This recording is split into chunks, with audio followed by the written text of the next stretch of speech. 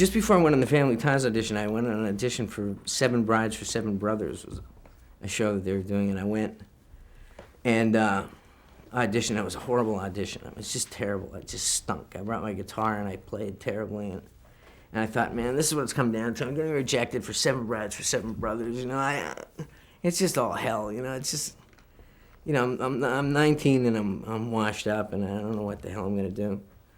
And then like I said, my agent sent me up on Family Ties, which is an NBC series with Gary Goldberg producing, and I knew Gary had just done a show called Last Resort the previous season with Taylor Negron and some other people.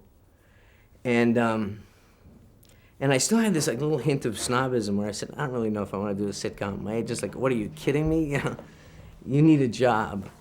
So I went in and I read from it, and I was the first person that they met. I went in and Gary was there, and Lloyd Garver and Judith Weiner, the casting director. And I went in and read, and they had, previous to that, made an offer to Matthew Broderick, who had turned it down. And so I went in and read, and I felt like it went really good. And I heard later that Lloyd Garver, actually, when I left, having been the first person who read, Lloyd Garver turned to the assembled group and said, well, I like him. It's good, you know. But Gary didn't like me, didn't want to see me again. But I knew that there was something there, so I kept calling Judith Weiner, and I kept saying, get me back in again. And she said, no, I'd like to get you a call back, but Gary doesn't want to see you. I just knew that was my part.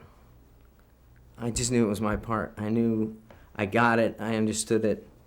I knew how to make it. I thought I knew how to make it funny. I was basically just playing my brother, you know, who was the smart ass in our family and was so much smarter than everybody else. And my brother, you know, I never understood the idea of timing, but I knew that my brother was so funny that you'd wait for what he had to say.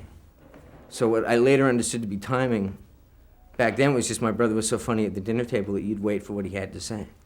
He'd put his glass of milk down, and from the minute he took the glass away from his mouth, you were waiting for what he had to say. So later on, that all became part of Alex.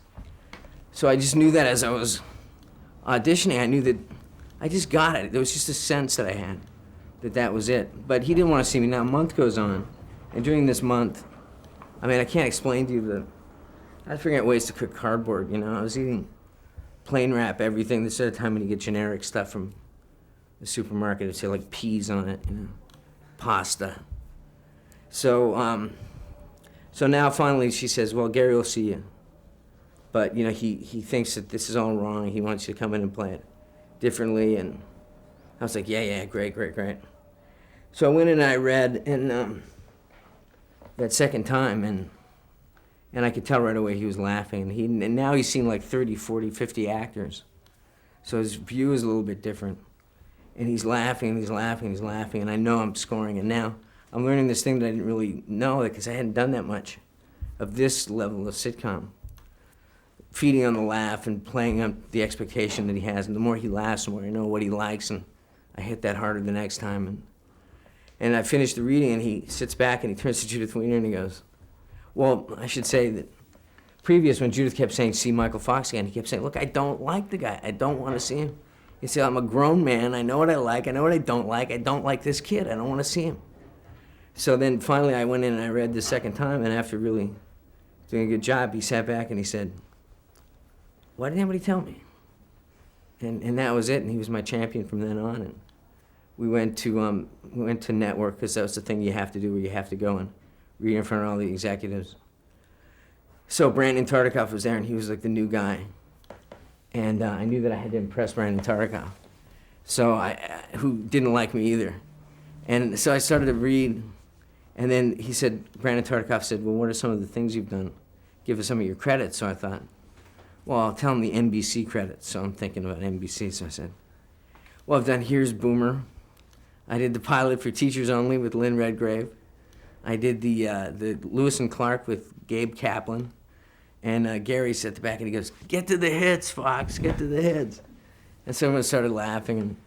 And then Meredith Baxter Burney came in, at that time, Meredith Baxter Burney, to read with me. And I'm thinking, oh, God, she's so young and she's so beautiful, and she's not going to want to work with some 19-year-old kid as her son. I mean, she was barely 35 at the time.